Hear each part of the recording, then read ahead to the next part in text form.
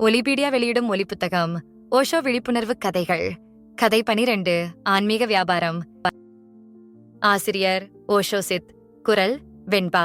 ஒலிப்புத்தகம் உரிமம் creative commons. எல்லோரும் கேட்கலாம், பகிரலாம். இந்த மின்னூலுக்கு பங்களித்த ஃப்ரீ தமிழ் ebooks.com குழுவினருக்கு நன்றி.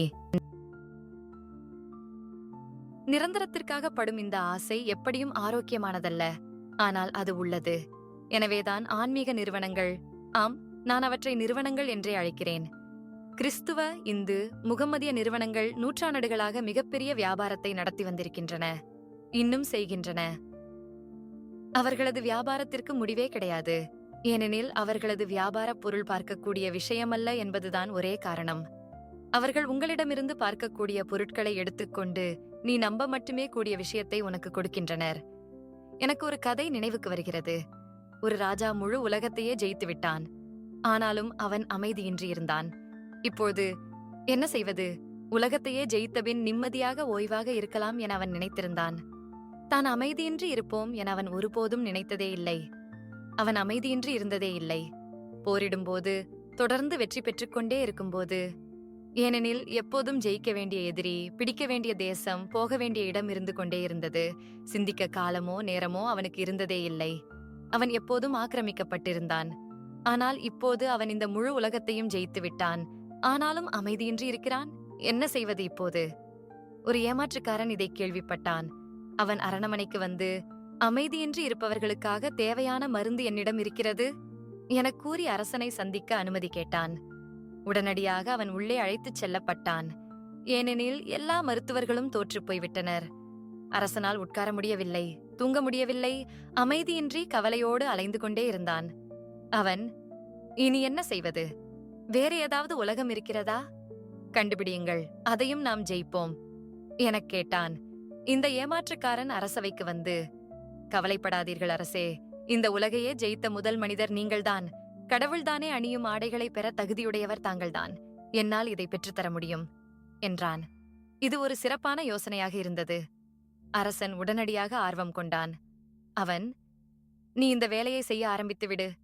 கடவுளின் சொந்த ஆடைகள், அவை ஏற்கனவே இந்த பூமிக்கு வந்திருக்கின்றனவா எனக் கேட்டான்.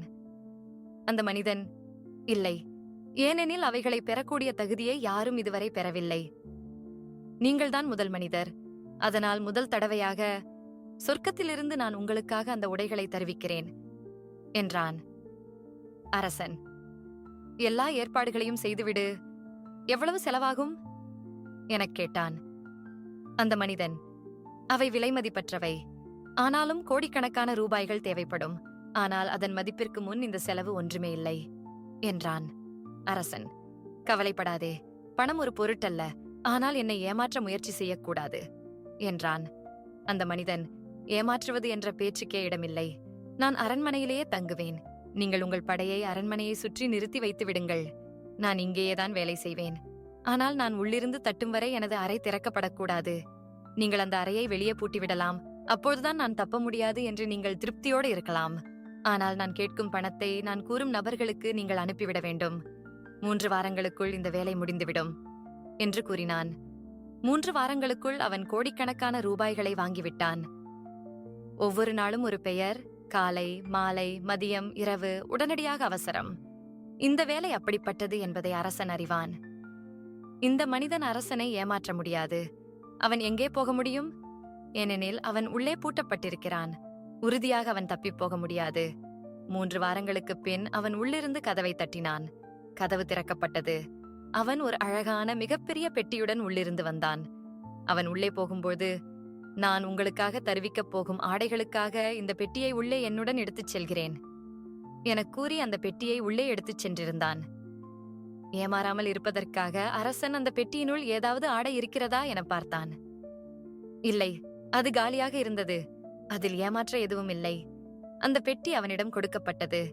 இப்போது அந்த ஏமாற்றுக்காரன் வெளியே வந்து, இந்த பெட்டி அனைவரின், கற்றவர்கள், பண்டிதர்கள், அறிவாளிகள், ராணி, ராஜா, இளவரசன், இளவரசி முன்னிலையிலும் திறக்கப்பட வேண்டும். இது ஒரு தனித்துவம் வாய்ந்த நிகழ்ச்சியாகையால் அனைவரும் வர வேண்டும் என்றான். அந்த மனிதன் உண்மையிலேயே மிகவும் தைரியசாலி. ஏமாற்றுக்காரர்கள் அப்படித்தான் இருப்பார்கள். அவன் அரசரிடம், அருகில் நெருங்கி வாருங்கள், நான் இந்த பெட்டியை திறக்கப் போகிறேன். உங்களுடைய தலைப்பாகையை கொடுங்கள். அதை நான் இந்த பெட்டியினுள் போட வேண்டும். இப்படித்தான் செய்ய வேண்டும் என எனக்கு அறிவுறுத்தப்பட்டுள்ளது. முதலில் உங்களுடைய இந்த தலைப்பாகையை உள்ளே போட்டுவிட்டு கடவுள் அளித்திருக்கும் தலைப்பாகையை வெளியே எடுத்து உங்களிடம் கொடுப்பேன். நீங்கள் அணிந்து கொள்ளலாம் என்றவன் ராஜசபையிடம் திரும்பி, ஒரே ஒரு நிபந்தனை. இந்த உடைகள் தெய்வீகமானவை. அதனால் யார் தங்களது சொந்த தகப்பனுக்கு பிறந்தவர்களோ அவர்கள் கண்ணுக்கு மட்டுமே இந்த உடை தெரியும். யார் அப்படி இல்லையோ அவர்கள் கண்களுக்கு தெரியாது. இதில் நான் எதுவும் செய்ய முடியாது எனக் கூறினான். ஆனால் ஒவ்வொருவரும், இதில் பிரச்சனை எதுவும் இல்லை, நாங்கள் எங்கள் சொந்த தகப்பனாருக்கு பிறந்தவர்கள்தான் என்றனர். அரசரின் தலைப்பாகை உள்ளே சென்றது. ஏமாற்றுக்காரனின் வெறுமையான கை வெளியே வந்தது. அவன் அரசரிடம், தலைப்பாகையின் அழகை பாருங்கள் என்றான். அவனது கைகளில் ஏதுமில்லை. ஆனால் ராஜசபை முழுவதும் கைதட்டியது. ஒவ்வொருவரும் இது போன்ற அழகான ஒன்றை இதுவரை பார்த்ததே இல்லை என மற்றவரை மிஞ்சும் வண்ணம் சத்தமிட்டனர். இப்போது அரசன், நான் இவனது கைகளில் ஏதுமில்லை என்று சொன்னால் நான் மட்டுமே வேசி மகன் என ஆகிவிடுவேன். இந்த வேசி மகன்கள் அனைவரும் தங்களது சொந்த தகப்பனாருக்கு பிறந்தவர்களாகிவிடுவர். அதனால் பேசாமல் இருப்பதே சிறந்தது என நினைத்தான். உண்மையில் இதுதான் ஒவ்வொருவரின் நிலையும்.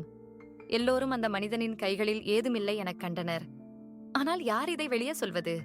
எல்லோரும் எதையோ பார்ப்பது போல நடிக்கும்போது யார் அங்கு ஒன்றுமில்லை என்பதை சொல்வது? ஒவ்வொருவரும், நான் வேசி மகனாக இருக்கக்கூடுமோ, அதனால் பேசாமல் இருப்பதே சிறந்தது. தேவையில்லாமல் ஏன் இவர்களால் இகழப்பட வேண்டும் என சந்தேகப்பட்டனர். அதனால் அவர்கள் அதனுடைய அழகை பற்றி அதிக சத்தமாக கூற ஆரம்பித்தனர். அரசன் இல்லாத தலைப்பாகையை தனது தலையில் அணிந்தான். ஆனால் தலைப்பாகை மட்டுமல்ல, மற்ற உடைகளும் மறைய ஆரம்பித்தன. கடைசியில் அவனது உள்ளாடை மட்டுமே எஞ்சியது. அரசன் ஒரு வினாடி, என்ன செய்வது இப்போது என யோசித்தான். ஆனால் காலம் கடந்துவிட்டது. தலைப்பாகையை பார்த்தாயிற்று, மேலாடையை பார்த்தாயிற்று, சட்டையை பார்த்தாயிற்று. பின் எப்படி உள்ளாடையை பார்க்க முடியாது?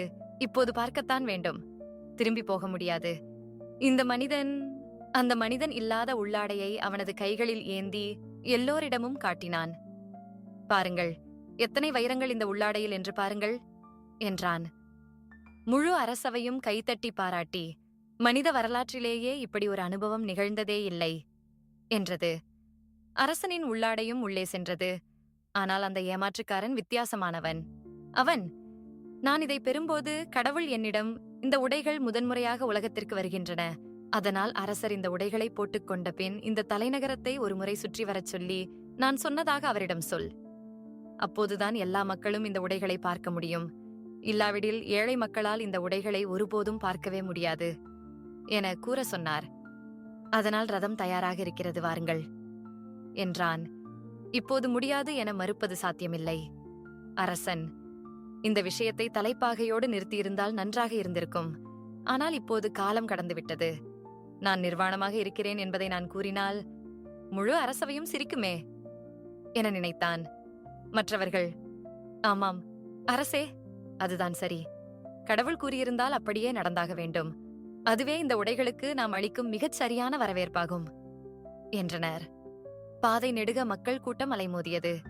கடவுளின் ஆடைகளை பற்றிய செய்தி நாடு முழுக்க பரவியிருந்தது. அரசன் சம்மதித்தான். அவன் நிர்வாணமாக தனது தேரில் ஏறி நின்றான். தேருக்கு முன் சென்ற இந்த மனிதன் எல்லோருக்கும் கேட்கும்படியாக, இந்த கடவுளின் உடைகள் யார் தங்களது சொந்த தகப்பனாருக்கு பிறந்தவர்களோ அவர்களுக்கு மட்டுமே தெரியும் என அறிவித்தான். அதனால் பார்த்த அனைவரும் எதுவுமே கூறவில்லை. ஆனால் ஒரு சிறிய குழந்தை தனது தந்தையின் தோளின் மீது அமர்ந்திருந்த அது, அப்பா, அரசர் அம்மணமாக இருக்கிறார் என்றது.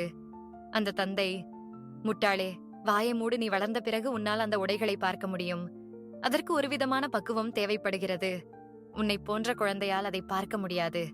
நீ அதை பார்க்க விரும்பினால் சும்மா இரு. ஆரம்பத்திலிருந்தே உன்னை கூட்டிக் கொண்டு வருவதில் எனக்கு விருப்பமில்லை என்றார். ஆனால் அந்த குழந்தையால் சும்மா இருக்க முடியவில்லை. திரும்ப திரும்ப அது, நான் அவர் அம்மணமாக நிற்பதை தெளிவாக பார்த்தேன் என்றது. அந்த தந்தை அந்த குழந்தையுடன் கூட்டத்திலிருந்து விலகி சென்றார்.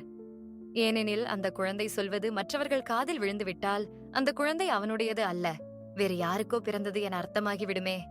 பார்க்க முடியாத பொருட்களை விற்பனை செய்யும்போது மிக சுலபமாக மக்களை ஏமாற்றலாம். அவர்களுக்கு எதிரான விஷயங்களை அவர்களையே செய்ய கட்டாயப்படுத்தலாம். அதுதான் துறவரம். கடவுளின், உண்மையின், மோட்சத்தின், நிர்வாணாவின் பெயரால் போலி பூசாரிகளால் செய்யப்படுவது மனித தன்மையுடையதே அல்ல. அவர்களது பெயர்கள் மாறுபடலாம், ஆனால் இந்த உலகத்தில் பூசார்கள்தான் மிகப்பெரிய ஏமாற்றுக்காரர்கள். மற்ற ஏமாற்றுக்காரர்கள் எல்லோரும் திருடர்கள், அவ்வளவுதான். அவர்கள் வேறு என்ன உன்னை ஏமாற்ற முடியும்? ஆனால் பூசாரிகள், குறி சொல்பவர், மதபோதகர், குருக்கள், தீர்த்தங்கரர்கள் இவர்கள்தான் மிகப்பெரிய ஏமாற்றுக்காரர்கள். அவர்கள் இதுவரை யாரும் பார்த்திராத, யாரும் பார்க்கவே முடியாத விஷயங்களை விற்பனை செய்கின்றனர். இதுவரை பார்த்த சாட்சி ஒன்று கூட இல்லை. மரணத்திலிருந்து திரும்பி வந்து யாரும், ஆம், இது அழிவற்ற அழகு, அழிவற்ற சந்தோஷம், முடிவற்ற அமைதி, அழியாத மெளனம் எனக்குரியதில்லை. அந்த வியாபாரம் நடந்து கொண்டே இருக்கிறது. ஏனெனில் யாரும் இதுவரை அதற்கு மாற்று கூறியதில்லை. நீ அதை மறுத்து கூறினால் நீதான் தவறானவன். ஏனெனில் இந்த முழு உலகமும் அதை நம்புகிறது.